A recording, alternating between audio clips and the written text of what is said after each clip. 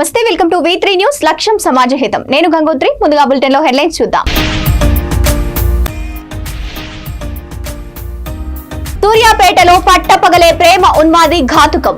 తనను ప్రేమించడం లేదని ఓ యువతి తలపై సుత్తితో దాడి.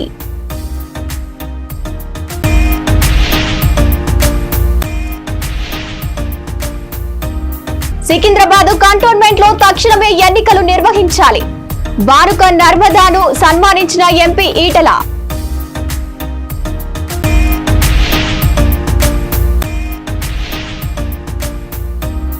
గద్వాలలో ఏపీఎస్ఆర్టీసీ బస్సు బోల్తా.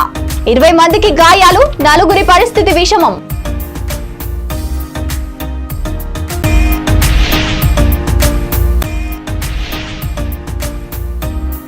ఎంపీ రఘునందన్ రావుపై తప్పుడు ఆరోపణలు చేస్తే సహించేదే లేదు.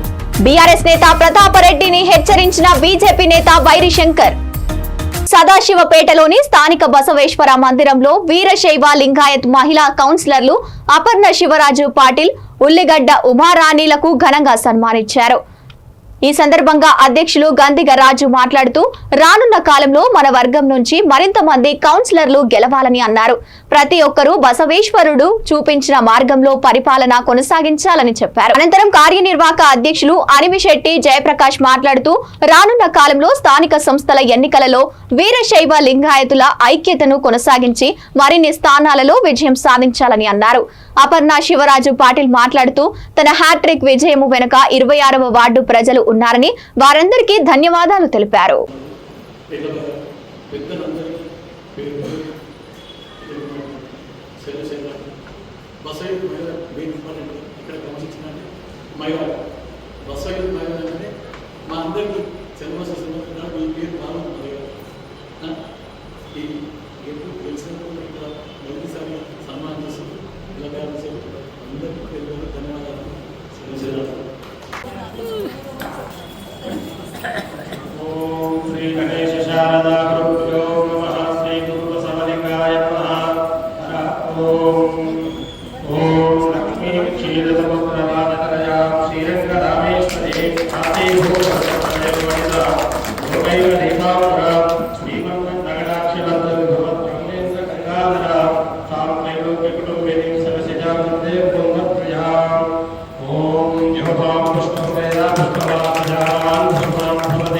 సూర్యాపేట జిల్లా కేంద్రంలో గురువారం పట్టపగలే ప్రేమ ఉన్మాది ఘాతుకానికి తెగబడ్డాడు.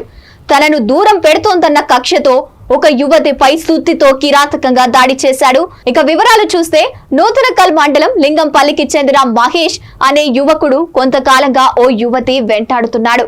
ఆమె నిరాకరించడంతో కోపం పెంచుకున్న సదరు ఉన్మాది జనం చూస్తుండగానే సుత్తితో ఆమె తలపై విచక్షణారహితంగా దాడి చేశారు. రక్తపు మడుగులలో పడిపోయిన యువతిని చూసి స్థానికులు ఒక్కసారిగా దిగ్భ్రాంతికి గురయ్యారు.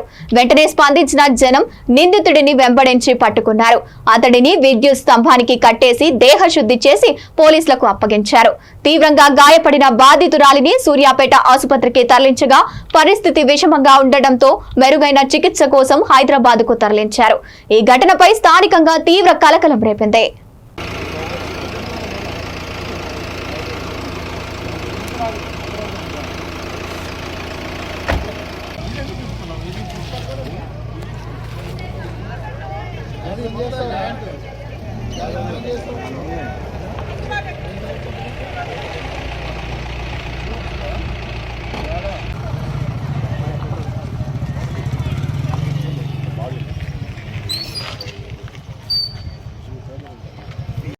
మళ్ళీకైనా అన్నీ ఉంటాయి అసలు ఎదురుగా అన్నీ కొనుకొచ్చుకుంటున్నాడు.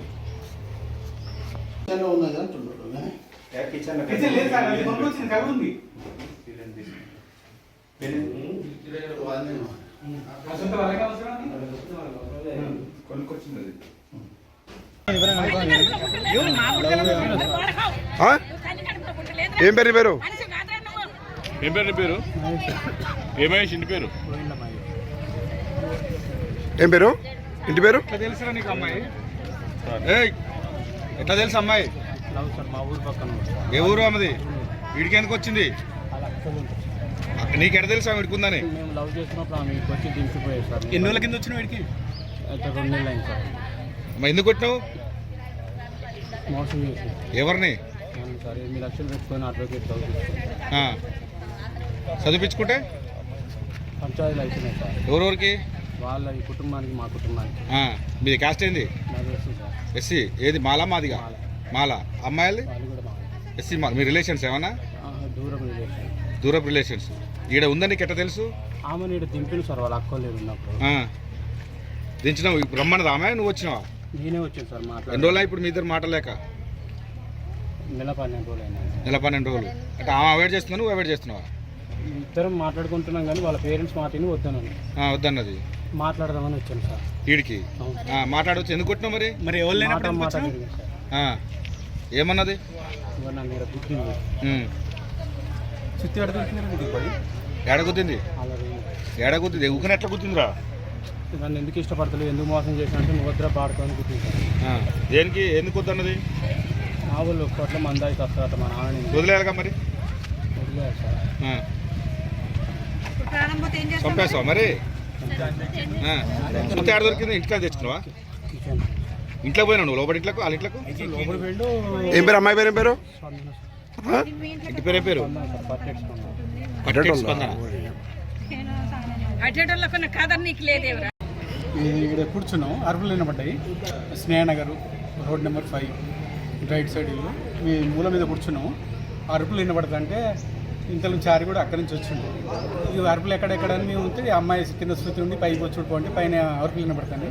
పైకి పోయి చూసింది. ఇంకా మా ఆనచలు మళ్ళీ సమానం రాలే. మేమే పైకి ఎక్కుదామని ఇద్దరం ఎక్కినాం. ఎక్కేసరికి మాకు ఎదురుగా ఆడు ఎదురొచ్చింది. మమ్మల్ని తప్పించుకొని పోయిండు. మీ అమ్మడిపడి ఉరికి చారి నేను పట్టుకొని తీసుకొచ్చాను. అమ్మాయిని ఏం చేసిన పైన? పైన శృతితో కొట్టిండు. కొట్టి అపరిస్థితి మీద పోయింది. కారణం ఏందట? కారణం తెలియలేదు. Secunderabad cantonment board nominated member గా మరోసారి పదవి బాధ్యతలు స్వీకరిస్తున్న బానుక నర్మదా మల్లికార్జున్ మల్కాజ్గిరి ఎంపీ ఈటెల రాజేందర్ ఘనంగా సన్మానించారు.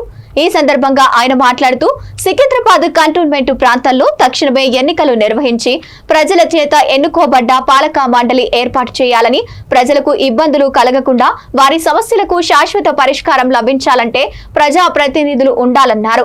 కేవలం సికింద్రాబాద్ కంటోన్మెంట్ లోనే మాత్రమే కాకుండా దేశవ్యాప్తంగా ఉన్న అన్ని కంటోన్మెంట్లలో ఎన్నికలు పెండింగ్ ఉన్నాయని, దేశవ్యాప్తంగా కంటోన్మెంట్ ప్రాంతాల్లో ప్రజాస్వామ్య పద్ధతిలో ఎన్నికలు నిర్వహించి పారదర్శకత పరిపాలనను అమలు చేయాలని ఆయన కోరారు.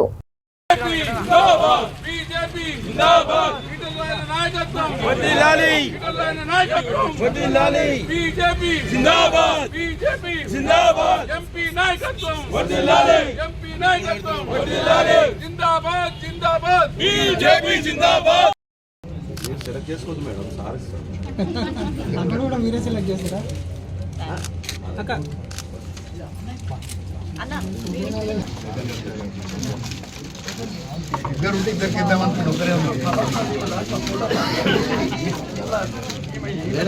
అంశాలు ఏంటి, వాటిపైన మీరు ఏమని తెలుసు? ఇవాళ బోర్డు మీద మీటింగ్ ఏం లేదు, ఇష్యూస్ ఏం లేదు, బ్రాడ్గా చెప్పారు. సార్ ఇప్పుడు సివిల్ మెంబర్ని సంవత్సరం పొందించారని మీరు అంటున్నారు. ఇది ఏ విధంగా అర్థం చేసుకోవచ్చు? అంటే ఎన్నికలకి బ్రేక్ అన్నట్ట, లేకపోతే ఈ సంవత్సరం సేవలు మేడం గారు అందిస్తారా? మాట విని ఇది జనరల్గా విధించే ఆర్డర్ 1 year కోసం. 2 నెలలకు రావచ్చు ఎన్నికలు, 3 నెలలకు రావచ్చు, ఏదైనా జరగచ్చు. సీనియర్లకు అవకాశం కల్పిస్తున్నారు. మరి దాని మీద మీరు ఏం మాట్లాడారు? తప్పేదా? సీనియరే కదా, పార్టీలో ఇంకా సీనియర్లు ఉన్నారు కదా, కల్పిస్తాం. ఎందుకంటే మీరే ఉన్నారు. మేము ఎలక్షన్ జరగాలనుకోము.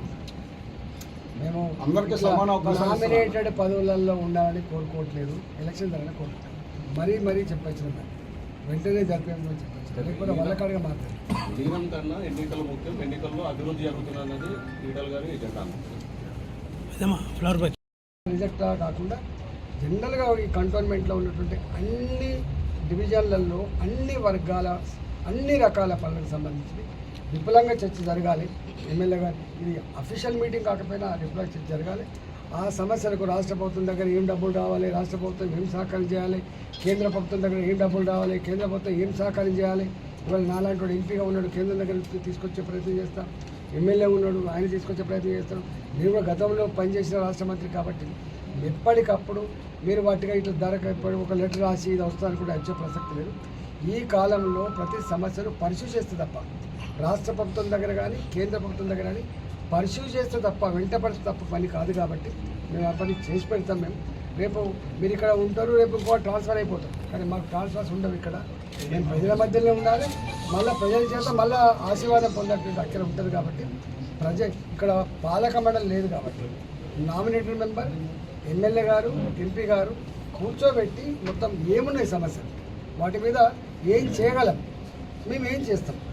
నువ్వు ఒకవేళ నీ శక్తి లేకపోతే, నువ్వు చేసే సత్తా లేకపోతే, నీకు ఇంట్రెస్ట్ లేకపోతే మాలాంటి వాళ్ళమన్నా దాన్ని తీసుకొని నడిపెట్టిన ఆస్కారం ఉంటుంది. కాబట్టి రాబోయే కాలంలో తప్పకుండా కంటోన్మెంట్ ప్రజలు ఏదైతే ఇబ్బంది పడుతున్నారు, చాలా దిక్కుల 90 ఏళ్ళు 100 ఏళ్ళు ఉన్నటువంటి చిన్న చిన్న ఇళ్లను కూలగొట్టేటువంటి ప్రయత్నం చేస్తున్నారు. ఇట్లాంటి పిచ్చి ప్రయత్నం వద్దని చెప్తున్నాను. ఇట్లాంటి పిచ్చి ప్రయత్నం అది ఇలా ప్రజలను వేధించడం, ప్రజలు ఇబ్బంది పెట్టడం ప్రయత్నం చేయదని కోరుతున్నాం. నిత్యం నోటీసులు ఇచ్చుడు, చెప్పకుండా చేయకుండా పోవుడు, కూలగొట్టుడు, వాళ్ళను ఇల్లుకు దూరం చేయడం అనేటువంటిది మంచిది కాదు. సమగ్రంగా ఈ 4-5 రోజుల్లో మళ్ళొకసారి అవసరమైతే కంటోన్మెంట్ అఫీషియల్ మీటింగ్ కాకుండా ఎమ్మెల్యే గారు, నేను, వారు ఆఫీసర్ కూర్చొని కంటోన్మెంట్లో ఏ సమస్యలు అయితే ఉన్నాయో ఆ సమస్యల పరిష్కారం కోసం మనం ప్రయత్నించాలి. గద్వాల జిల్లాలో ఏపీఎస్ఆర్టీసీ బస్సు బోల్తా పడింది. ఈ ఘటనలో 20 మంది ప్రయాణికులకు గాయాలయ్యాయి. 4 పరిస్థితి విషమంగా ఉంది. జోగులాంబ గద్వాల జిల్లా ఇటిక్యాలపాడు స్టేజ్ వద్ద NH44 మీద ఏపీఎస్ఆర్టీసీ బస్సు అదుపు తప్పి బోల్తా పడింది. బస్సు హైదరాబాద్ నుంచి అనంతపురం వెళ్తోంది. గాయాల పాలైన 20 మంది ప్రయాణికులను కర్నూలు ప్రభుత్వ ఆసుపత్రికి తరలించారు. అందులో 4 పరిస్థితి విషమంగా ఉన్నట్లు వైద్యులు తెలిపారు.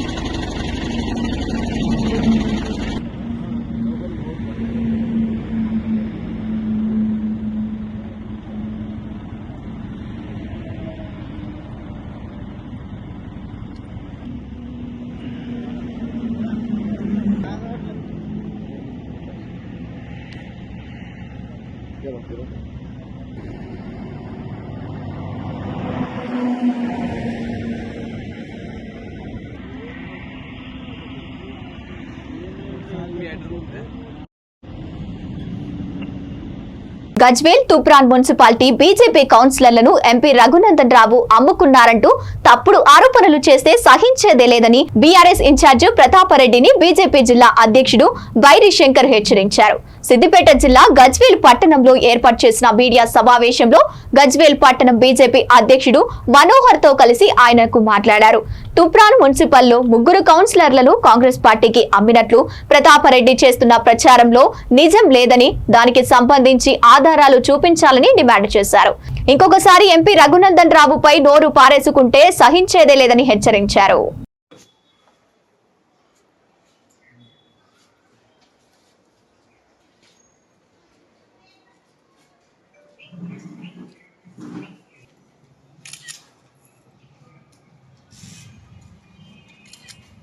ఊరుపల్లి ప్రతాప్ రెడ్డి గారు మా గౌరవ పార్లమెంటు సభ్యుని పైన లేనిపోని ఆరోపణలు, ఏదైతే తూప్రాన్ మున్సిపల్ ఎన్నికల్లో 3 బీజేపీ అభ్యర్థులు గెలిస్తే ఒక్కొక్కరిని కోటి చొప్పున అమ్ముకున్నాడని నిరాధారమైన ఆరోపణలు చేసింది. మరి మీరు ప్రూఫ్ చేయగలుగుతారా? నీ వర్గానికి చెందిన వ్యక్తిని తూప్రాన్లో మున్సిపల్ చైర్మన్ కాలేదనే అక్కస్తోటి నువ్వు కూడా రఘునందన్ రావు దగ్గరికి పోయినావు కదా కాళ్ళబేరానికి. నీ వర్గానికి సంబంధించిన వ్యక్తి చైర్మన్ కావాలని నువ్వెందుకు పోయినావు రఘునందన్ రావు దగ్గరికి? అది పదాలు జవాబు చెప్పు. గురివింద గుంజ సామెతగా నీ కింద ఉన్న నలుపును నువ్వు పదాలు తెలుసుకో. నువ్వు ఎక్కడి నుంచి నీ రాజకీయ ప్రస్థానం స్టార్ట్ అయింది? నువ్వు ఎక్కడికి వచ్చి ఆగినావు? నువ్వు పోయిన ఎలక్షన్లో రేవంత్ రెడ్డి తోటి టీడీపీ నుంచి నువ్వు కాంగ్రెస్లో చేరినావు. అప్పుడు ఎంత డబ్బులకు నువ్వు అమ్ముడు పోయి కాంగ్రెస్ పార్టీలో చేరినావు. దాని తర్వాత కాంగ్రెస్ పార్టీ నుంచి నువ్వు టీఆర్ఎస్లో చేరినావు. నువ్వు టీఆర్ఎస్లో చేరినప్పుడు నువ్వెంత డబ్బులకు అమ్ముడు పోయావు. నువ్వు గత ఎలక్షన్లో కేసీఆర్ను ఓడగొట్టమని హరీష్ రావే నాకు డబ్బులు ఇచ్చిండు, కేసీఆర్ను ఓడగొట్టమన్నాడు. నువ్వు ఎన్ని డబ్బులు హరీష్ రావు దగ్గర తీసుకొని కేసీఆర్ను ఓడగొట్టేందుకు ప్రయత్నం చేసినావు.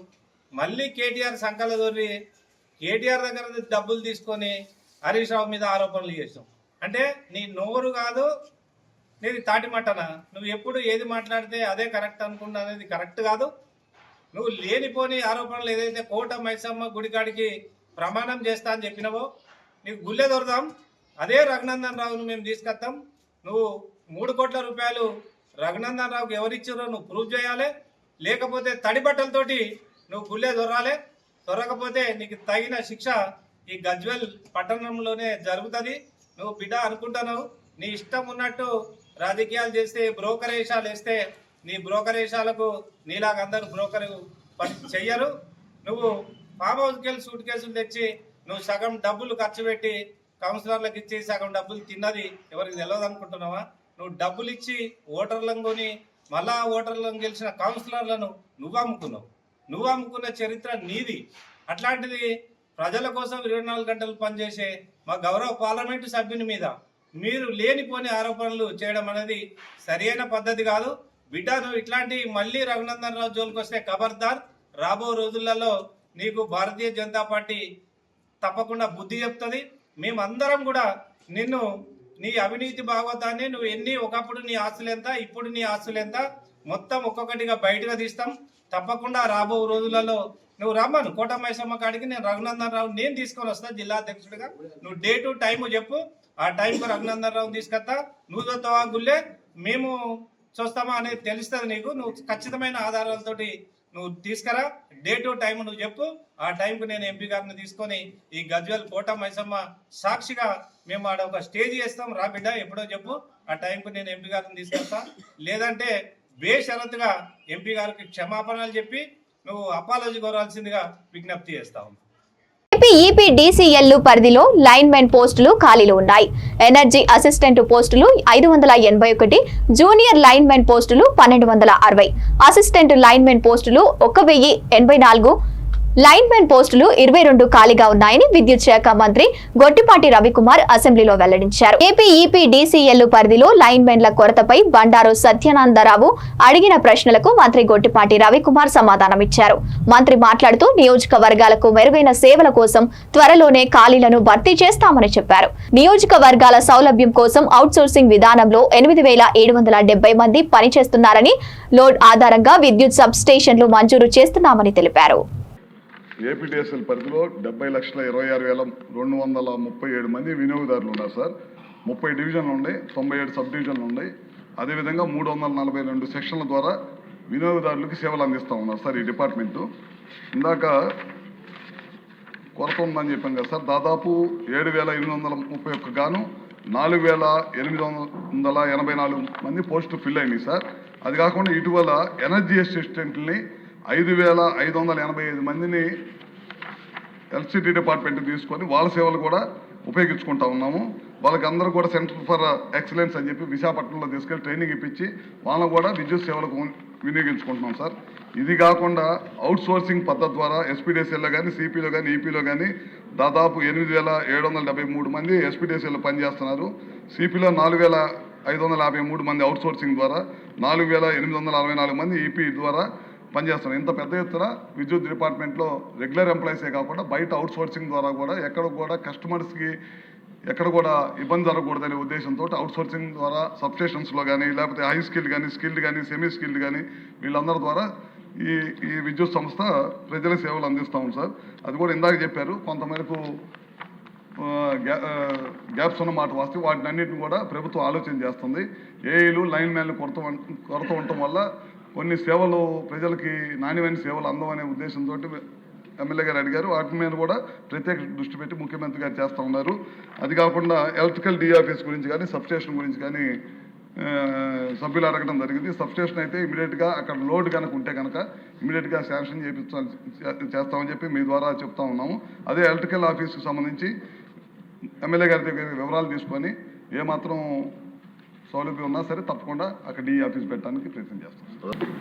ఈ తేదీ నాటికి ఏపీ ఈపీడీఎస్ఎల్లో ఖాళీ ఉన్న పోస్టులు ఎనర్జీ అసిస్టెంట్లు 581, జూనియర్ లైన్ మ్యాన్లు 1260 మంది, అసిస్టెంట్ లైన్ మ్యాన్లు 1184 మంది, లైన్ మ్యాన్లు 22 మంది ఉన్నారు సార్. మూడో ప్రశ్న, వాటిని నియమించడానికి ప్రభుత్వం దగ్గర ఏదైనా ఆలోచన ఉందా అని అడిగారు సార్. ఆలోచనలో ఉన్నాం సార్. సూర్యాపేటలో పట్టపగలే ప్రేమ ఉన్మాది ఘాతుకం. తనను ప్రేమించడం లేదని ఓ యువతి తలపై సుత్తితో దాడి.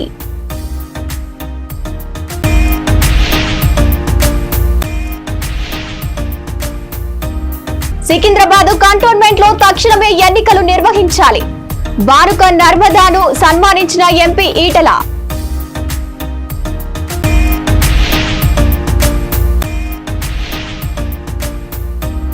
గద్వాలలో ఏపీఎస్ఆర్టీసీ బస్సు బోల్తా, 20 మందికి గాయాలు, 4 పరిస్థితి విషమం.